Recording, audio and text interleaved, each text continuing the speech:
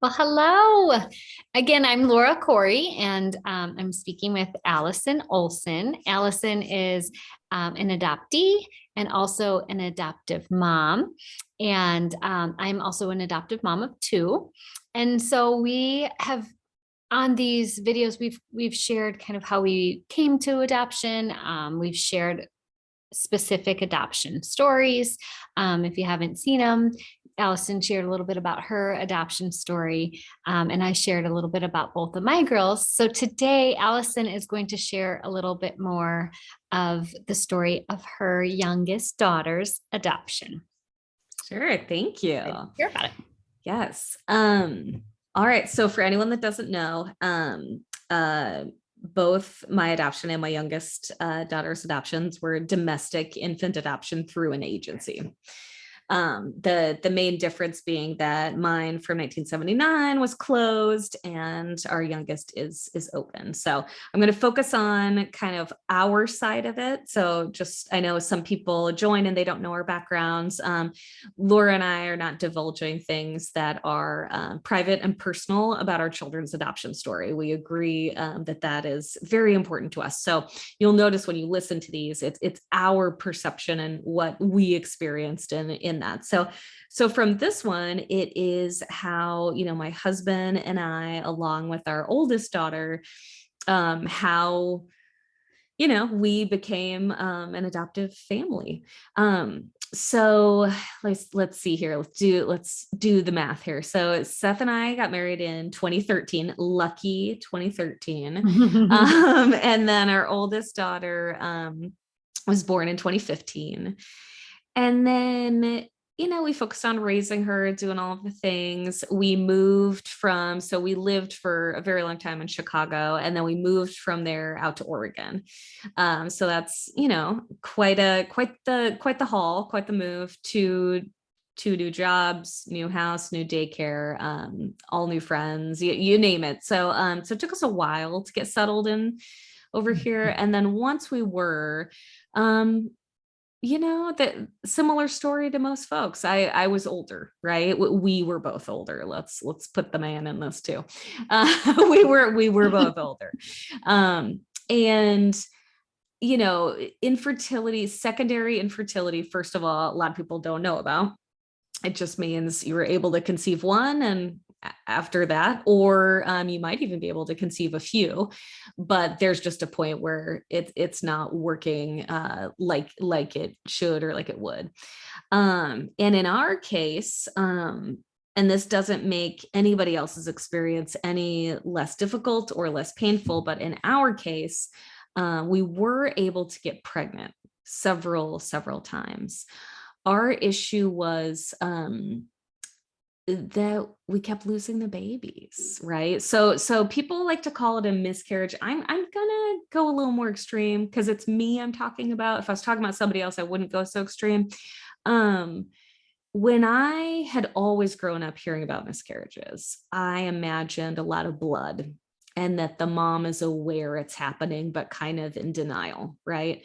That was not our situation.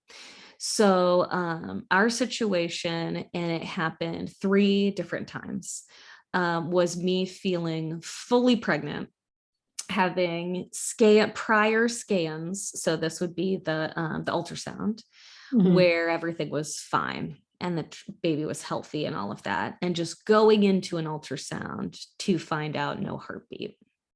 Wow. And nobody really preps you for that. So I just wanted to talk about this because also October is pregnancy and child loss awareness month. So I wanted to talk about that because I didn't talk about it at the time because people don't know what to say, and you get, that like your reaction it was good. It's like, oh, but some people like, it's like, you name the extremes, right? So anyways, but in our case, it was sad. The first one was the saddest because I didn't know this was a possibility, right? I had all my scans with our first daughter turned out fine. And so anyways, so after the third one, we just said enough. and by the third one, oh, and sorry, let me just explain a key difference here. So when the baby, and I'm going to go ahead and say it, this is the way I describe it for myself, dies in your body, right? That's why I say it. I would rather say that than a miscarriage, because I had no prior warning. I had all the symptoms of pregnancy. In fact, one of the appointments, I was puking that morning, like on the way in to go for this appointment. So big sore boobs, all the signs point to baby's fine. And when the deaths would happen would be anywhere between weeks like 10 to 12, but very close to when you're excited to announce it, right? So then you have to go through actually getting an abortion. You have to abort the dead fetus that's inside your body. And I want to talk about this because women don't talk about this. And so there are many different methods these days. There are pills you can take. They are extreme. So if anyone's unaware of this, you put 4 pills in your mouth and it puts your body through labor, and you are unaware of when it's going to happen, but somewhere in like 8 to 12 hours. That worked the first time, right? So the first time I took it, I was very, very ill. And do you go home?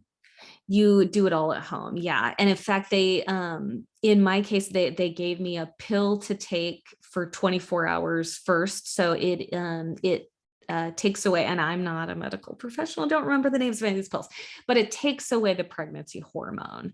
So that's what you do for the first 24 hours, which is not painful at all. In fact, it just takes away the swelling of the boobs. It makes you not feel as pregnant, but the fetus is still inside you.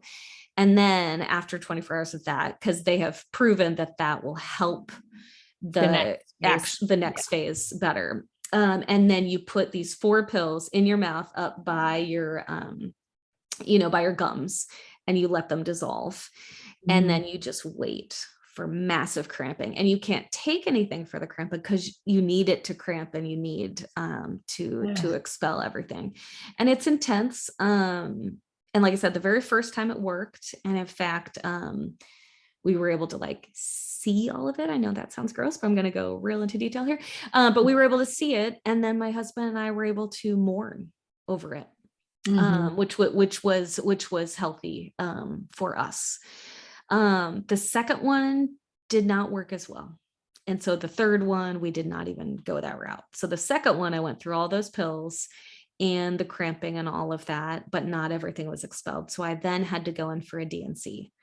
DNC, for anyone that doesn't know, is surgery. It basically is an abortion. You go in and cut out everything from the inside, and that can leave you scarred. It can leave you damaged. There's a lot of kind of scary side effects that could come from that. And I already had got, I think it's called Asherman's from my giving birth to my oldest. And that is where the, it sticks together, the uterus sticks together. So then when you get pregnant, it's like a big column, or sometimes it can be massive webbing that could be very problematic for getting pregnant again. So I was very worried about that in those 2 last DNCs. After the last one, my husband and I were like, what are we doing? This is ridiculous. And so at that point, we're like, all of these signs are pointing us that this is not where we're supposed to go. And by that point, you're not as sad. Everyone's different. For our case, we weren't as sad. It was just more factual. And they sent me home with a packet of like IVF information. And Laura knows, I read everything, right? I'm like super, like if I'm into something, I'm in it, right? I'm Googling stuff, I'm talking to people. I left that folder on the table all weekend. And then I turned to my husband. I'm like, what do you think? He's like, it's not for us. Folks that have heard this before or have heard me speak on podcasts know that my husband was adopted by his father. So his mom was a single mom. And when she was pregnant, she met his father. And so to us, we're just like, adoption is very Live up. much, very Mhm. much, part of our lives. And so we're like, okay, adoption. And then we went through all the process that you do where you research. And that's where I got excited. I was researching all of the agencies, and you choose the right agency, and then they let you know the approved home study agencies if you can go through theirs, or you need a second one. We needed a second one. Went through all of that process. Both agencies very, very helpful. I also researched how they treat and speak to and about birth moms. That was very important to me, Mhm. to make sure that that was respectful, and that we were supporting an agency that did that. And anyways, so went through the whole process. So now I will fast forward to one of the best days of my husband and I's lives.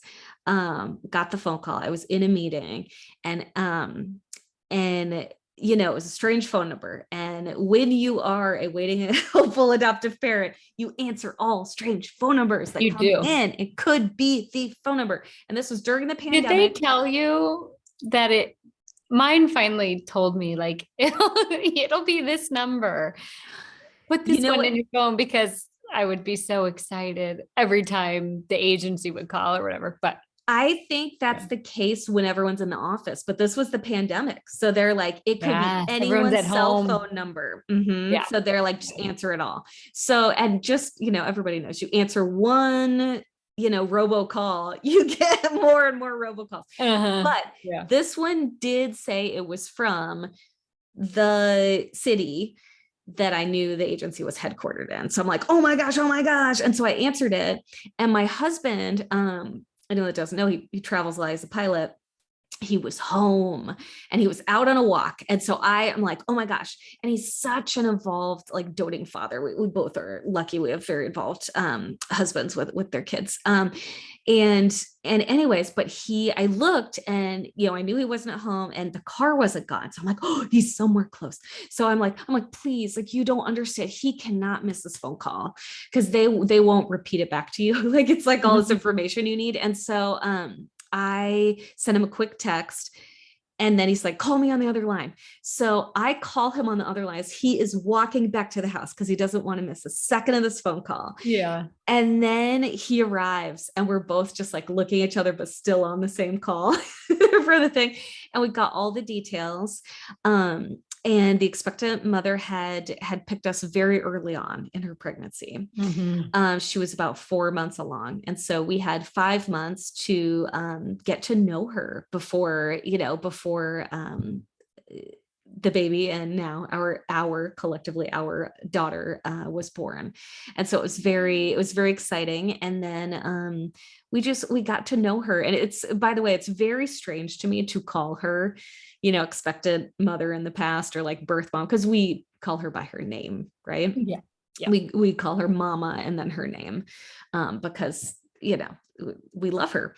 And so anyways, we that day, it was like so special for us. And after we got off that phone call, we took a walk together, and we just talked about, we were both so excited. And then we're like, we got to try to like hold this in, because we understand that adoption disruptions are very common. And it's such a tough word, right? Disruption. It's like, it's exciting when a birth parent is able to parent and stuff. So Mhm. I'm hoping that adoption community can come up with a better word, but disruption is what it is now. And so anyways, we were excited, but trying to like hold it back. Yeah. And we did not tell our daughter yet, because we had 5 months, right? Yeah. But we kept doing video calls and all this stuff, and we prepared for the baby. And then finally, the month before, I finally told work, like, hey, I'm about to be potentially on parental leave next month. And then, I can actually talk about the hospital situation in another call if you have a hard stop. I know you have a hard stop here in a minute. Oh, I do. Yeah. You do. Okay. So let's save the hospital discussion for later, because it is kind of an important adoption piece. But this was like us making this decision and getting selected. And I think that so many people don't realize that it is the birth mom and sometimes birth parents Mhm. that are making this decision. so that it truly is like what is best for, for the child. And again, I'm talking about our experience, domestic infant open adoption, where they're picking the people that are the family that's gonna raise their child. And so it's like one of the biggest honors. For sure. I know. And you just are like, what? But yeah. Yeah, it was really exciting. And we did ask her why us. And there were several things, like similarities and stuff. But the big one she said was that with us both being adopted, that she felt like we would understand, and that and she wanted that for, at the time she was unaware, but for our daughter, we didn't know the gender. We were also with her on a phone call when she found out the gender for the first time, which was really Oh, that's exciting. so Yeah. so yeah. Well, thank you for listening to my Thank story you. about I how had we never became heard that adopted. whole story. So thank you for sharing it. Yeah. Great. All right. Well, bye. Thank you, Laura. We'll talk Bye. soon. Okay. Bye-bye.